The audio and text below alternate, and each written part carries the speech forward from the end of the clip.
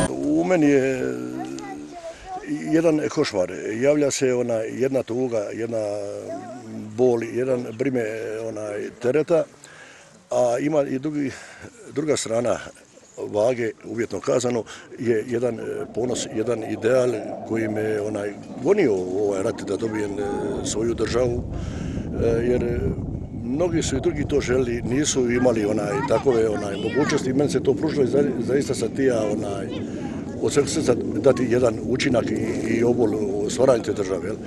To je mjesto gdje bar jednom godišnje neko od tih njihovih suboraca dođe. To je njima i na neki način obaveza i njihov zavjet. Tako da, ne znam, mislim, šta tu reći.